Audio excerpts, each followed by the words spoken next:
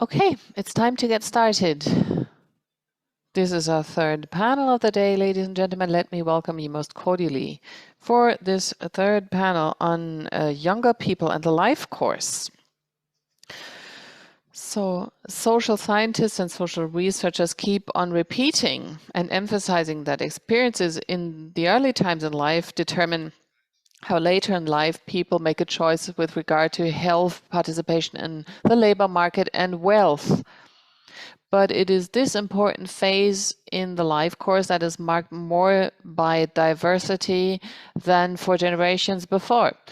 We can say today that younger peoples do not have linear life courses anymore, but they go through phases of reorientation in their professional choices and in their other perspectives in life. The COVID-19 pandemic meant a cut for many people's lives, and some even think that it can mean a cut for a whole generation. We will speak about that and many other topics in this panel debate with some high-ranking panelists we can welcome. Today's keynote speaker, Klaus Horelmann, is a professor of public health and education at Berlin's Hertie School. In particular, in health and education policy, he's been researching the life chances of children and younger people. So in his field of research, just recently, together with Simon Schnitzer, he launched a new trend study for Germany under the title Generation in Permanent Crisis, ? Professor Horelmann, we're looking forward to your keynote speech. Thank you very much, Mr. Edel, for giving me the floor. I would like to make use of this format of a keynote. I have 3 assumptions which I would like to feed into this debate, and which refer to the topic just mentioned and referred to by Mr. Edel. First of all, as mentioned, the perspective onto a later stage in life, the perspective looking at the potential future I can have in a society. And this sounds trivial, but it is distinguished by the very stage in life in which we are. The look into the future is totally different for people under 30 than it is for people above 60 years of age. And in the middle-aged group of people in life and age, there are also particular perspective changes. So if we refer to today's situation, then we can say that the elder generation, the over 60-year-olds, part of which I also am, have had an excellent initial situation. We grew up in a country, and this does not just hold true for Germany, but also for other countries. We grew up in times of economic booms and restructuring. We found a life perspective which is full of chances. We could be sure and certain that we'd be able to tap our potential and seize chances, even though occasional economic crises and security crises popped up. They were never as existential as to suggest to us that we weren't be able to use our chances. Actually, we lived 60 or 70 years apiece. Who's 70 today has been able to live their lives as a time of permanent improvement of social and economic conditions and civil freedom rights and expansion of individual perspectives of freedom. So we've been seeing an improvement all along the way. And also, demographically speaking, we were the strongest of all generations beyond 60 years in the generational distribution we have today. We are a large group.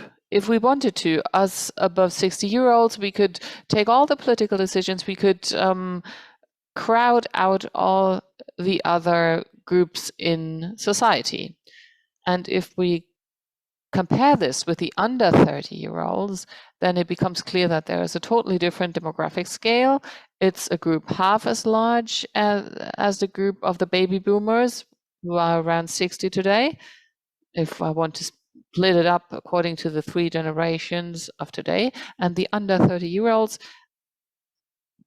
are also doing well in economic and financial terms. But this is something we've been able to empirically prove from the studies we have today, and we've discussed it in the previous panels. There is a totally different uncertainty of the future. And this uncertainty is not the same generations before had to go through. A total uncertainty about whether it is possible to plan one's life at all. The uncertainty of whether it is possible to see something that is further away than 5 years ahead because something else might get in the way tomorrow.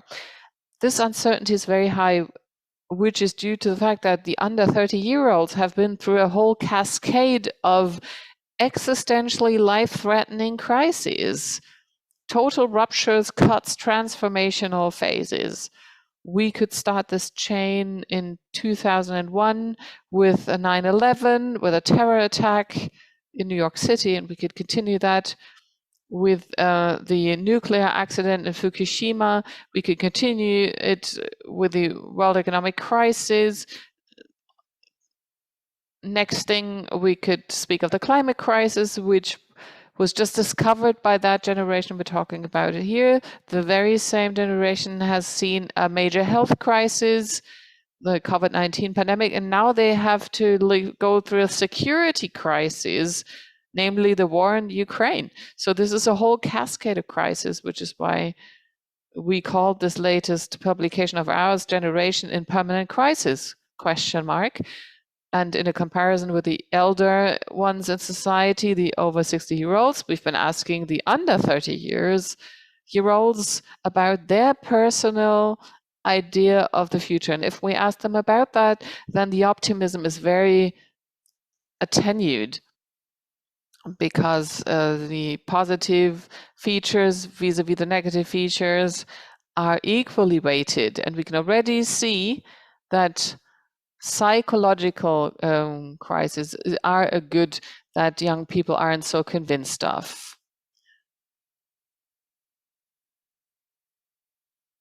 So let us ask, we have developed an atmospheric barometer about the societal future, about the degree of satisfaction and happiness with the current situation. Then the picture becomes even more exacerbated.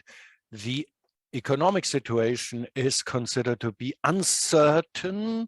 The old age pension is considered to be unsafe. There are expectations of more crisis and more threats. And there is even a lingering feeling that society could split apart and could no longer support us. So it's an enormous cliff among generations, the under 30-year-olds, those who are less than 30 years old. Not only do they have a striking difference in their biographical perspectives, it could be the first young generation that, compared to the previous and to the oldest generation, does not have the same level of wealth. As of today, it's the generation, the one generation that does not have the certainty that the previous generations enjoyed. Second thesis, if I want to have a clearer picture, how can I shape my life as a young woman or young man under 30? Well, this concept of development tasks comes in handy. I have conceptualized this in the context of the development theory. Harvey Kirst has developed first this concept. The idea is that in the course of my life, and for example, also in the face of the young and younger generations, I feel urgent challenges from inside, triggered by my own development. These are internally triggered challenges, but I have to cope with challenges from outside in the social space, in the physical space. Personal development, that is what I call the productive reality. Coping is a continuous active process of dealing with internal and external resources. Checking this against the current situation, the social situation, then it is certainly verified what Mr. Edel stated in the beginning. We see a growing drifting apart of opportunities.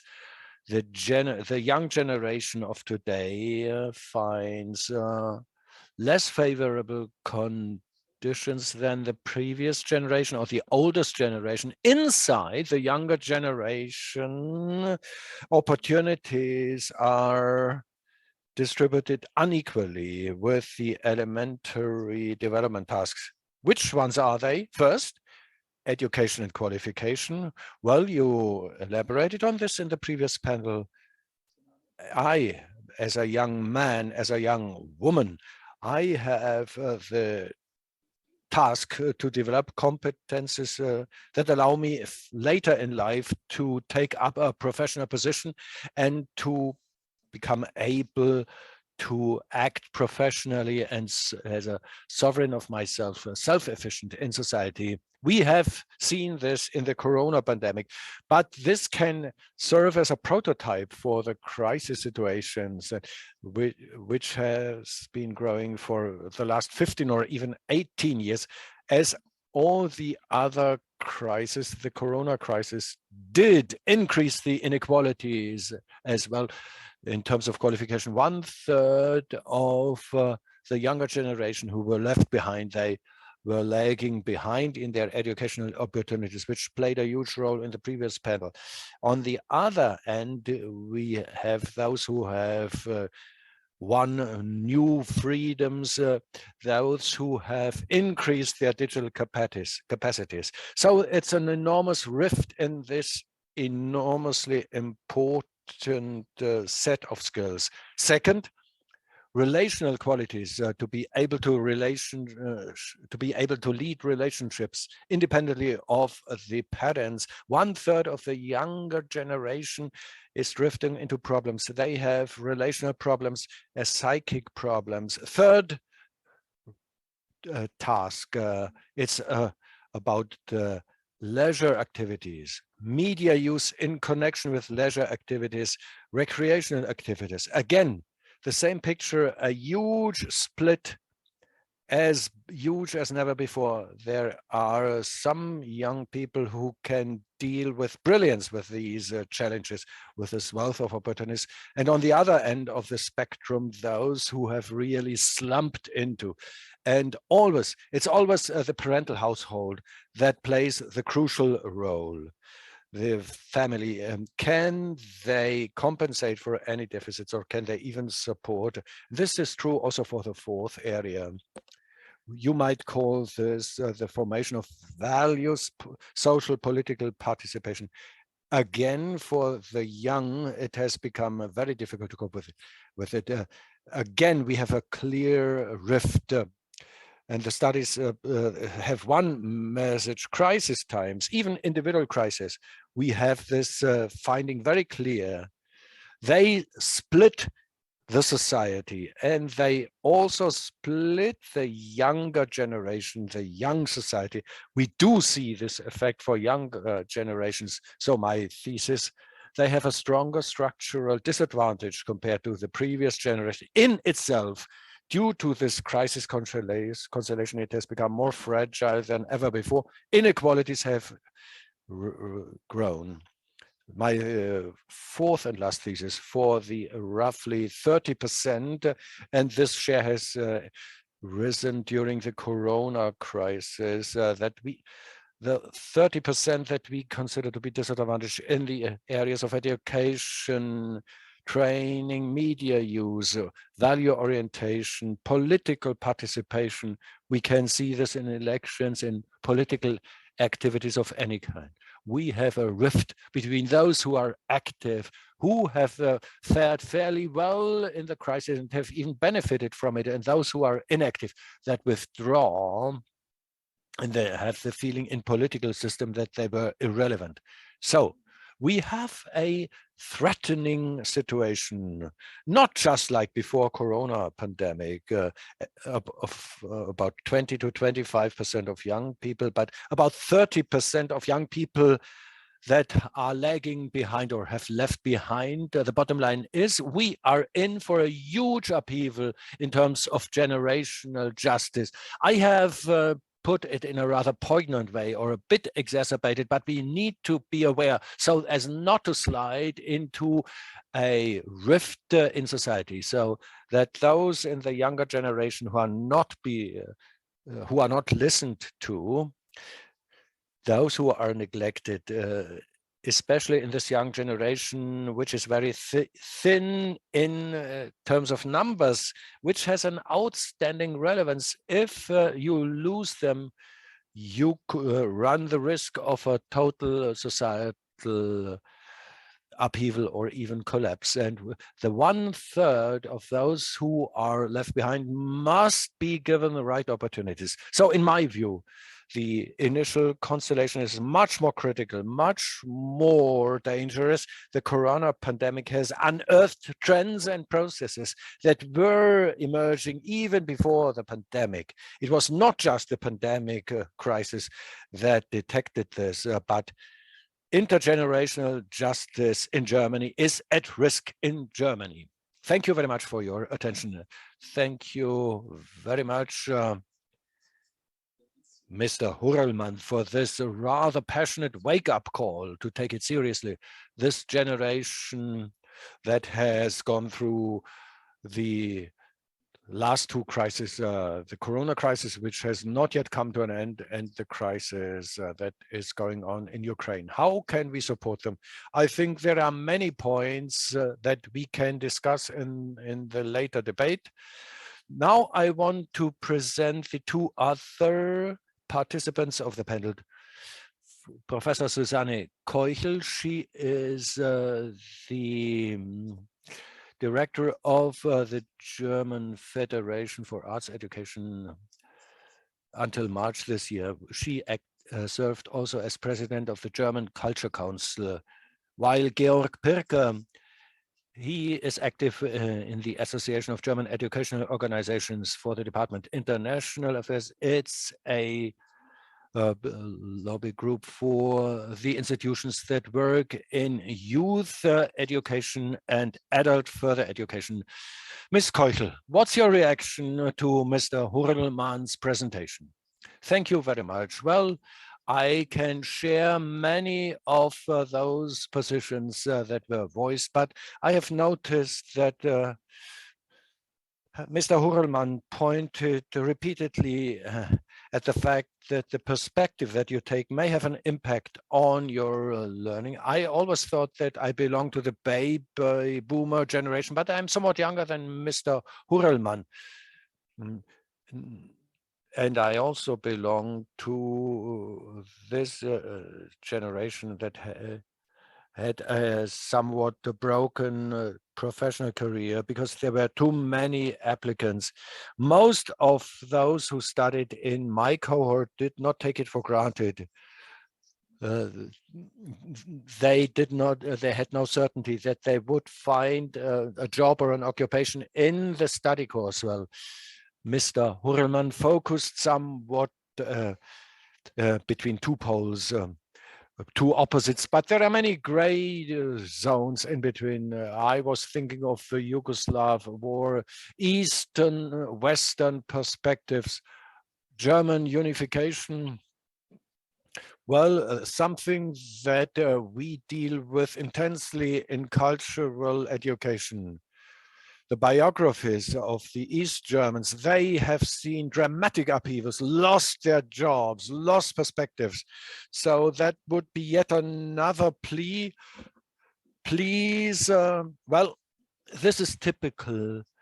You always take a specific perspective. You look at things from one viewpoint, And later we will be listening to Mr. Fulbert, and I'm sure that he will offer yet another perspective on life courses.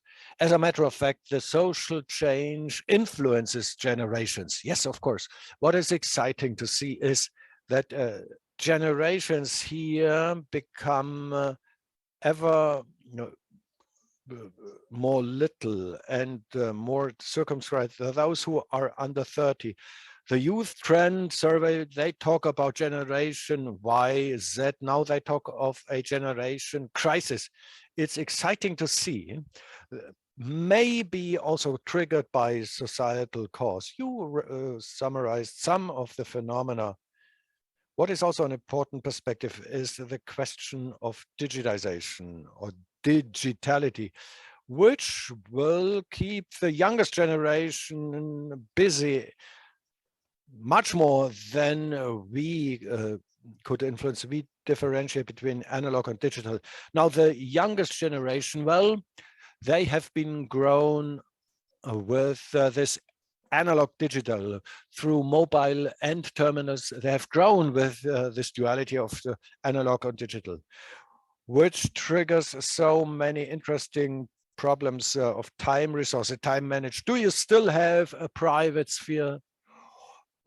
An overwhelming flood of information. These children grow up in a totally different dimension in the era of digitalization compared to the previous generations. It's a huge opportunity to generate so much knowledge.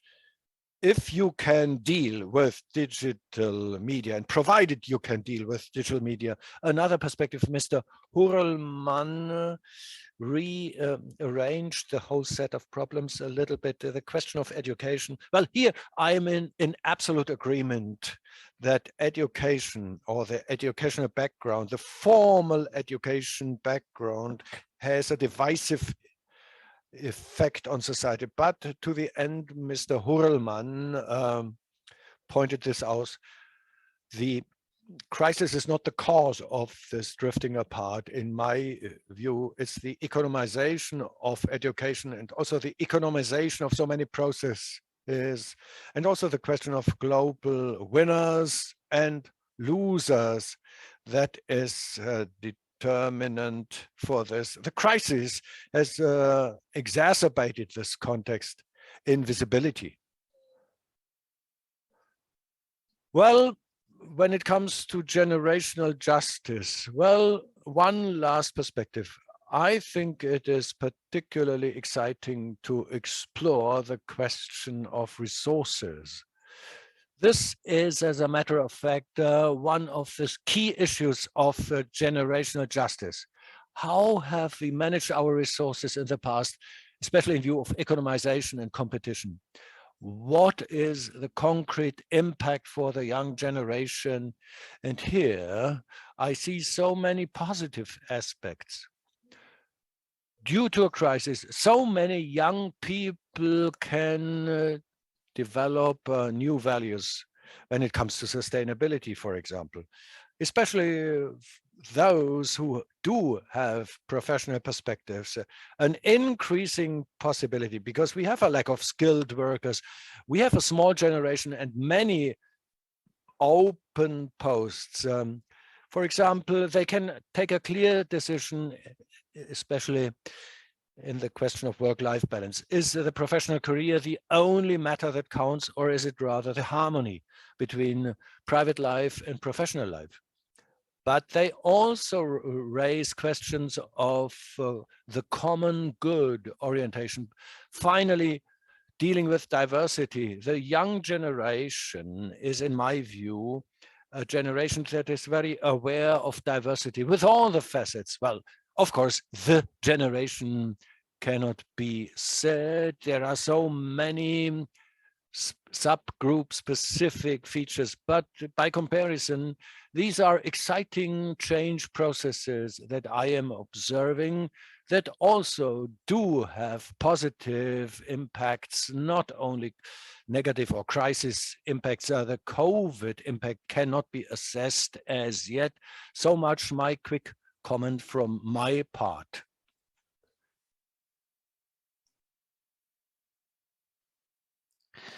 I was just thinking of what you said, Mr. Horelmann. In your publications, you cover around 15 years. And of course, it's an assumption that we can at least work on how to define a generation. And if we then look back at our own past, the baby boomers already are a very heterogeneous group. Those who grew up in the Cold War have a totally different perception from those who were born after 1990. People who grew up in West Germany have made different experiences from those who grew up in East Germany. And Ms. Keuchel just spoke about the economization of education and the monetarization, maybe even, of education. So very interesting food for thought for our discussion now. Mr. Pirker, what's your take? Thank you very much. And thanks for inviting me to this panel debate. I do not have so much left to say because a lot of important aspects have already been mentioned. Let me try by referring to another perspective yet, even though I'm only a little bit younger than the two panelists before me. Maybe what we can add to what's been said is that the under 30-year-olds are subject to a lot of pressure. Performance is so important right now. And we see this being important in all parts of the education-related curriculum, because young people are told you are studying in order to achieve certain goals. So you need to build up the competences and abilities to get there. And young people learn that they will learn tools which will then make them universal experts. And on the other hand, we see that there's a whole cascade of crises that nobody knows how to respond to. And young people might not feel like before that they really are the acting force, that they are the subjects of their own reality. I don't know whether the pandemic has been so dramatic for the young generation as described, because it's all initial experience and other experiences come on top. Maybe we should place a certain confidence in the fact that us humans, we have this capacity of living in the here and now and of being able to build up some sort of response in the face of a situation of uncertainty. The uncertainty doesn't just relate to the experience and background in education, which young people encounter, but looking at the European context, but also at the international context, there are very, very heterogeneous experiences which do not happen at the same moment in time. Climate change and the war mark important cuts, but looking at the last 15 years in a European context, then we can see generations who are subject to the economization of everything around them, whereas in Germany we're only just noticing this. On the other hand, in the younger generation, we can see a big difference in young people's access to the political action sphere. But Germany has 1 million euros transferred to to them in the age bracket of the under 10-year-olds. But there is an incredible unbalance in the distribution of that wealth. This has an implication on the solidarity of young people growing up in Germany now, and the experience of the impact of global crises might mark the very first time that young people, through digitization, do feel this immediately because they have quick access to information. And the challenge of the immediate and global and parallel crisis is so much harder on them than the 1980s. And those who went to school in the 1980s did not live it all in the same time. And the perspective is different. So this perspective of the future look, people look at the confidence, the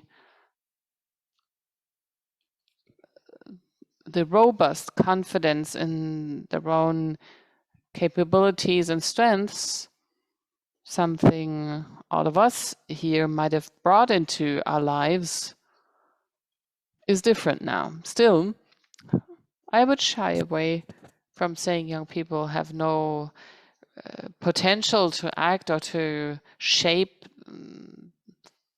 the time they're in just now. But the cohort is more complex because in the German and European context, the age cohort is small vis-a-vis the older generation now. And that's the challenge, which also comes with human rights related questions going hand in hand with that, which we need to respond to, and education might have something to do with it. But this is also about the question of a political impact that the young generation of today might have to work on harder on achieving than the generations before. So this is my take. Thank you, Mr. Pirker. Many, many important points you just raised there. And before I give the floor back to Professor Horelmann, I would like to ask all participants in this workshop now to use the Q&A tool to ask our panelists and discussants questions. So do so, pose your questions, and I'll take the questions from there and ask them here on our virtual stage. So Professor Hurrelmann, what's your response to what you just heard? We said that in the rough generational breakdown, there is also some further split within the individual groups. There's differences in wealth and access, differences young people face because their parents might not offer them the same chances. Isn't this intragenerational unbalance, isn't that something that former generations also went through, like the baby boomers? What's the difference between back then and right now?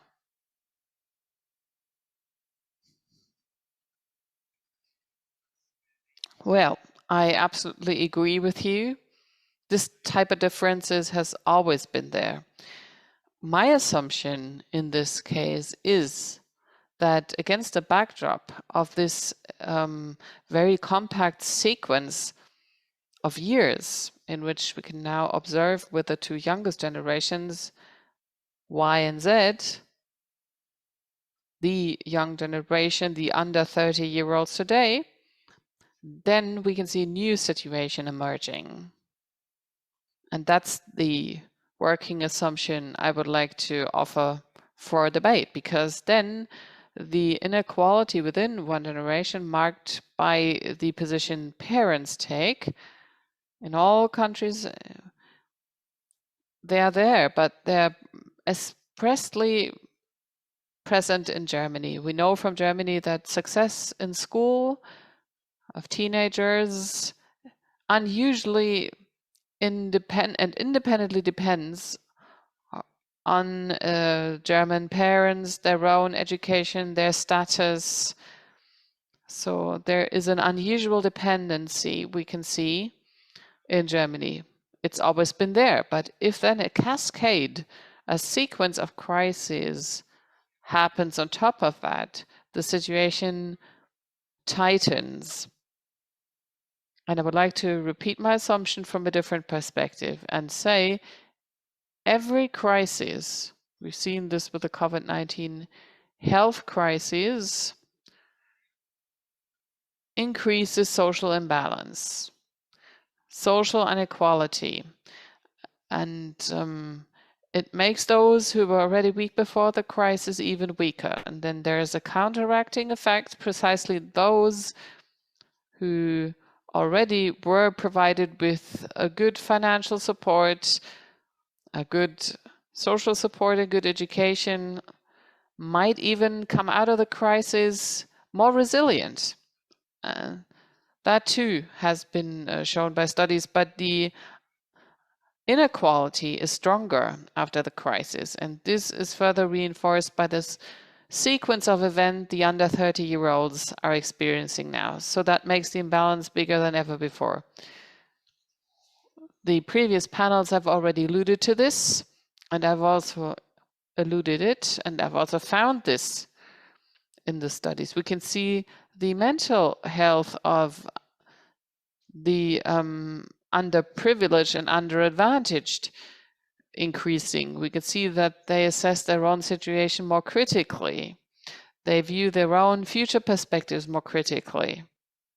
And this is the point in which I would say, in the longer term, it would have to be assessed. But today's young generation is so much more affected by the effects underlining the division which these times have supported or have reinforced. So we need to make sure that we look at those who are structurally weaker with less chances, because it's correct what's been said by the two discussants. There are counteracting processes.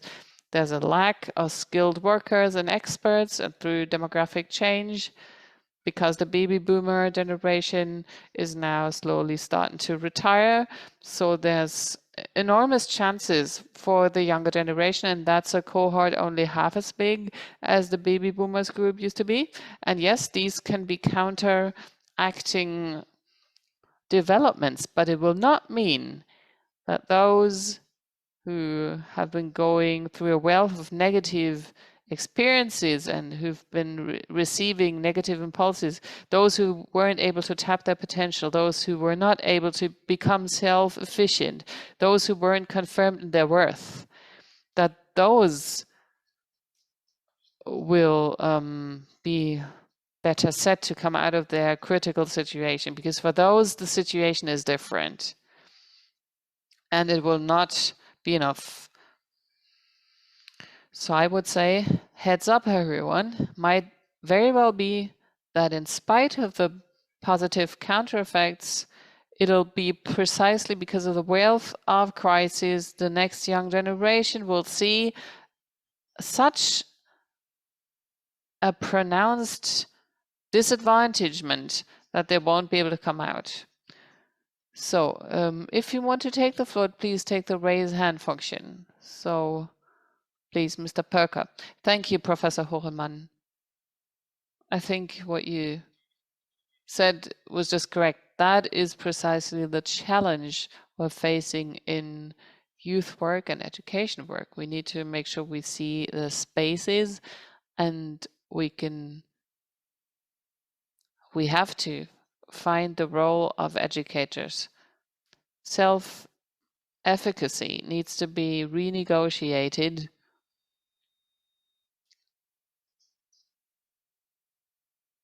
And in politics, we need to do the same. We need to call for that. We need to claim the right to go through this sort of experience for young people, for them to have an improved sense of worth. And on the other hand, what you said is correct. Those who already had good chances, those who were already well educated, can now pick and choose what they want to do. And they will take a stand in the competition. But those who are lacking all that will need more support structures than we have right now. On the other hand, looking at things in a European context,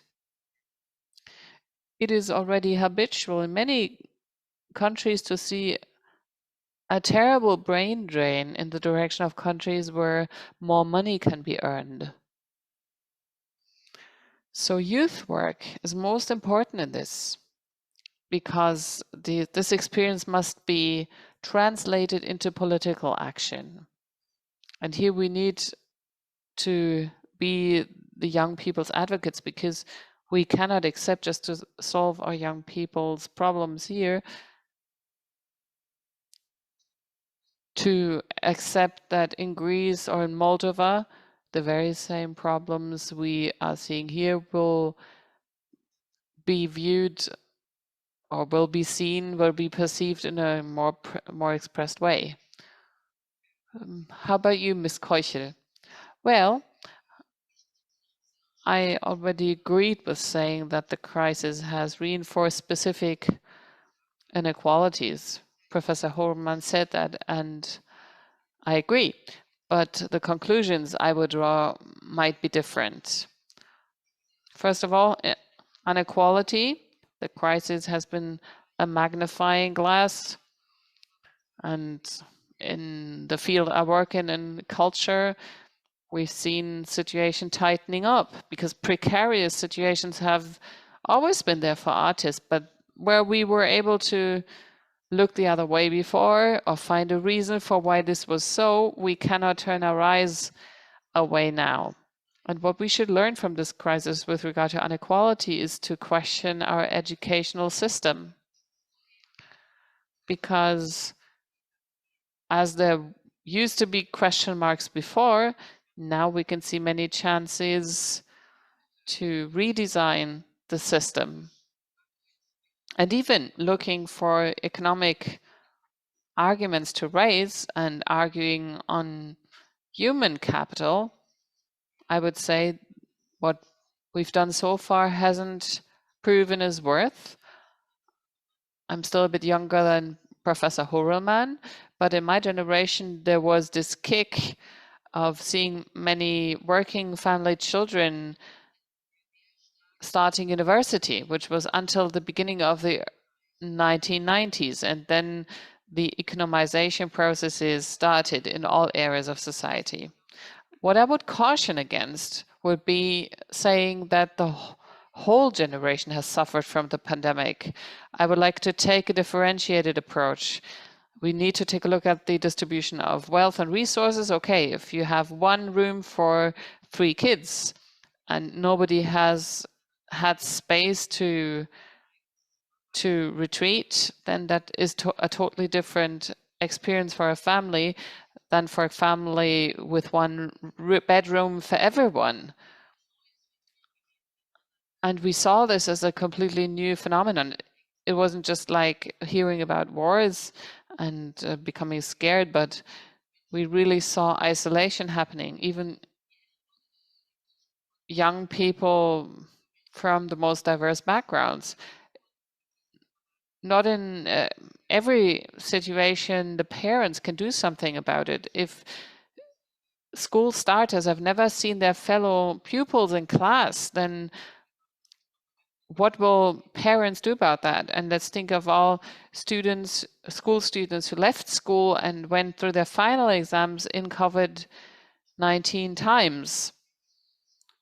We need to think about what isolation has done to young people. We need to cautiously take a look at what this has meant for that whole generation.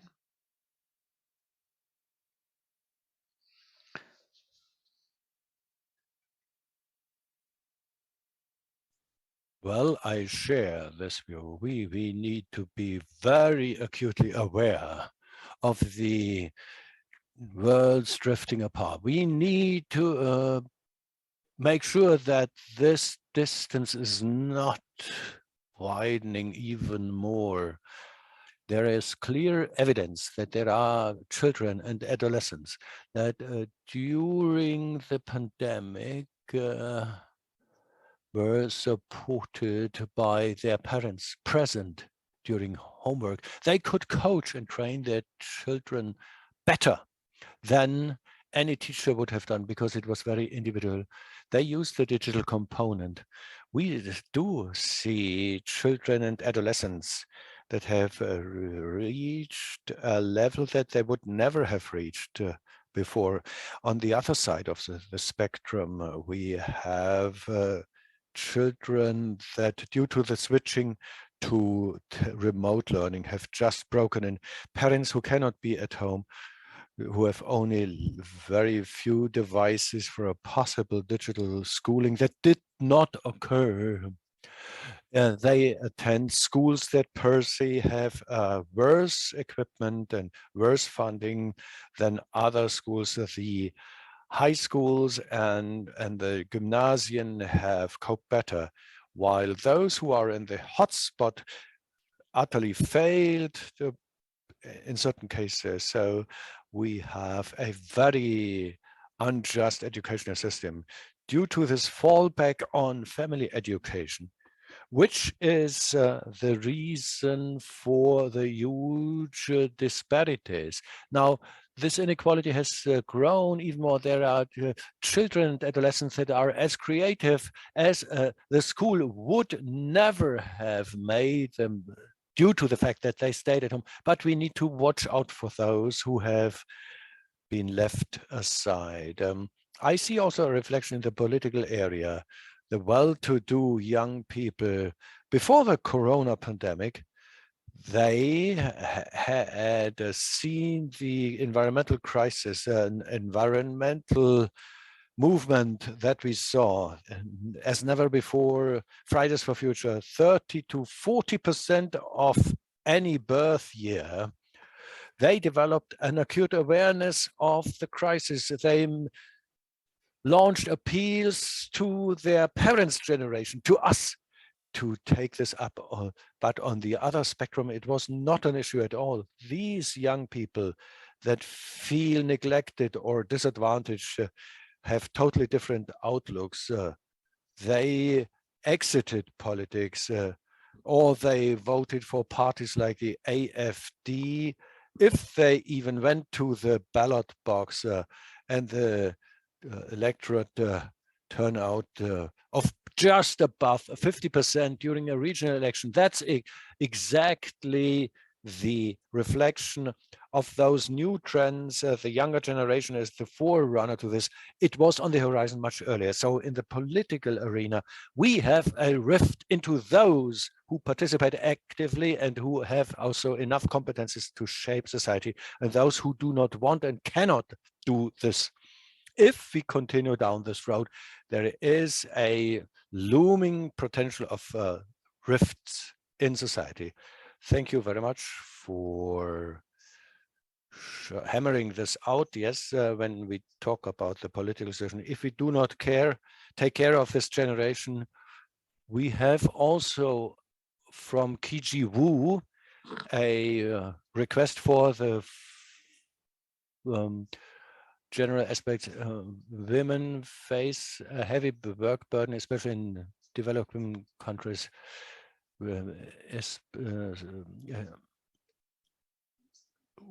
Again, we need to make sure what does this mean, or what did it mean for the single mothers, and also in the perpetuation of gender inequalities. What's your point of view? Can you confirm this? Yes, we can see this. We have observed that traditional role models of young men and young women during this pandemic have solidified, have even become more robust. Although before that we had a greater flexibility, the gender roles became closer to each other. This is also typical of crisis. The effects of crisis, you take a step back and you fall back on old patterns that seem to be overcome. One thing made me think deeply. There are studies that indicate that young people say, on to the question, do you want to set up a family? 1/3 of the young people responded no. I assume that even in terms of finance, I cannot afford this. This is such an effect that the non-establishment of families motivated not by a fear of war, but by economic concerns, so that they feel they have not enough money to set up a family. Well, we haven't seen that before. I do not want to exaggerate. I want just to point out that my concern is that in this young generation, the group of those is growing that no longer feel able to shape their own life. And they don't see a proper perspective for the traditional citizen's role, being a working person and also a family member even though this is a bit exacerbated, those who respond that they cannot imagine a future as a family member, well, is certainly a symptom of crisis. What about fertility intentions? This is a strong indicator for trust.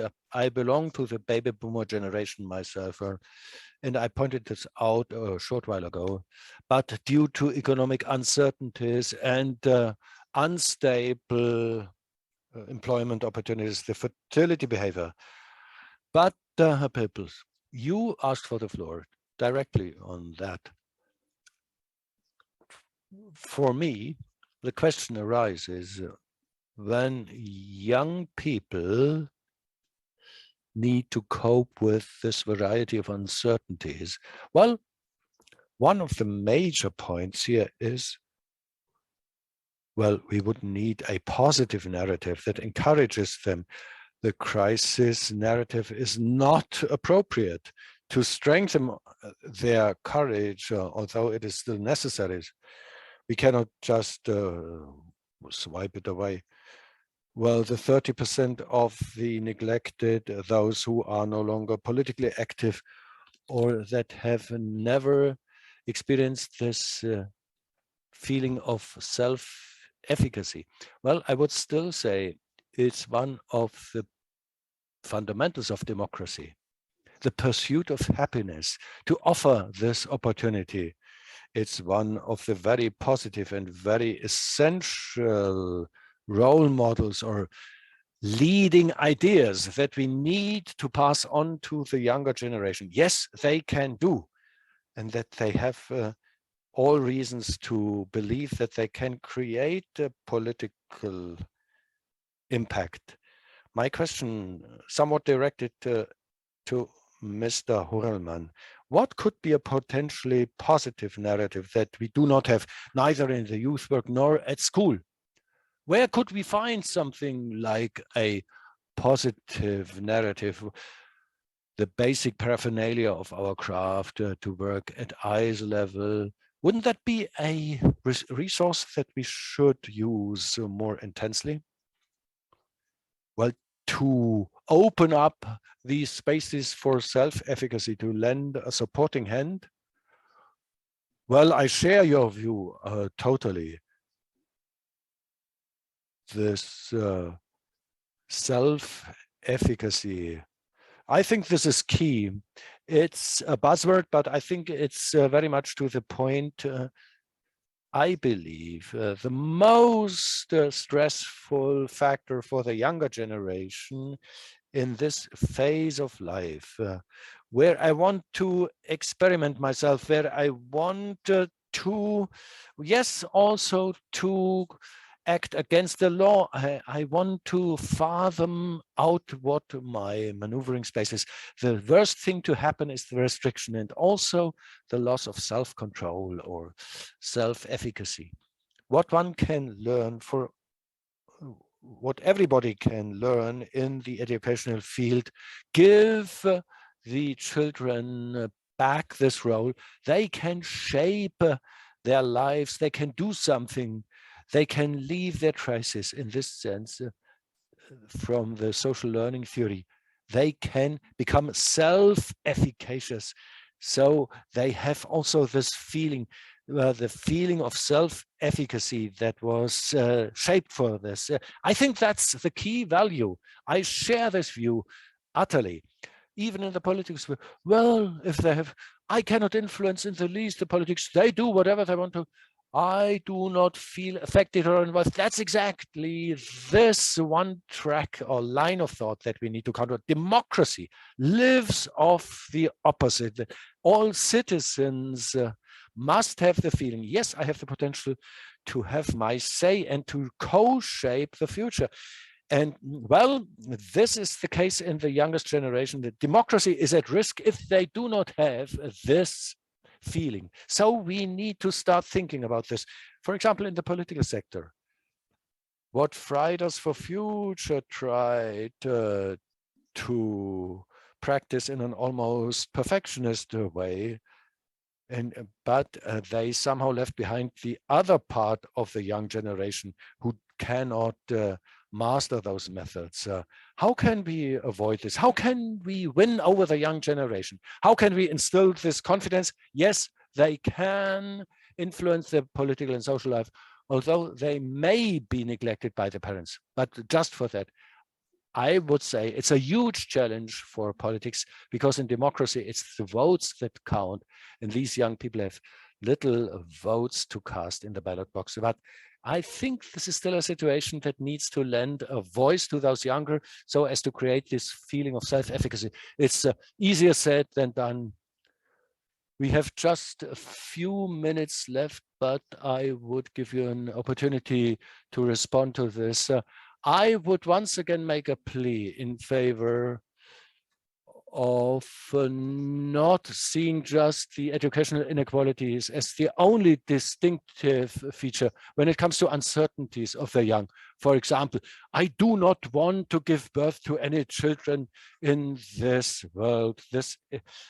In this debate about sustainability, it was a huge issue that so many young people said, it does not make sense to get an academic degree, although they had the formal requirements. I have only 5 or 6 years to live, then the climate will make it impossible to have a long-term perspective. I think the challenges are somewhat more diverse, and the young people, independently of their formal qualification, are also very different and heterogeneous. They react differently. I think this aspect of cultural narratives, yet another good one. Mr. Pirker mentioned it, but I would also say we should not only discuss from our own perspective. That's why I see a mixed picture. There is so much of qualities of life. Education is just one of those qualities. What would be utterly important to offer a greater wealth of cultural narratives, we must move away from our selective points of encounter. School selects in certain environments, even the big cities. In cultural education we are discussing, shouldn't we offer trans-milieu educational concepts? I do not think that it's only the formal education or training that helps you to shape your life positively. If we get a good blend of different life dimensions beyond competition and beyond performance, then possibly there would be an opportunity to create new cultural values for a sustainable society. Thank you very much. A very important plea here for totally new concepts, intergenerational and cross-sectional cooperation. Let me, in conclusion, follow up on the idea of Mr. Pirker. We must make sure not to slide into the crisis discourse. We should not make things worse than they already are by talking about them. We need to study, well, on the one hand, those who seem to be left behind, but a new concept of education that could get out in a stronger way from the bottleneck of the crisis. Digitization is the key word here. The younger generation has developed totally different ways of coping with it, of tapping into the riches of knowledge. So I would say, yes, life hasn't been easy, or life hasn't been good to you. We had problems finding the right tools for you, but there are options and you can co-shape them. So this would be a positive narrative. Yes, we have gone through the crisis. A new world is opening up that is to be shaped by you. I think this is an important message. Thank you very much for this extremely rich panel, and also for me. I have taken along so many aspects that I want to elaborate on further down the road in our network. Thank you very much, Mr. Horelmann, for your keynote and for your comments. And of course, the two panelists for this very inspiring thought. There's so much to do. Well, it's a standard, but I think we should be happy that we are able to shape these challenges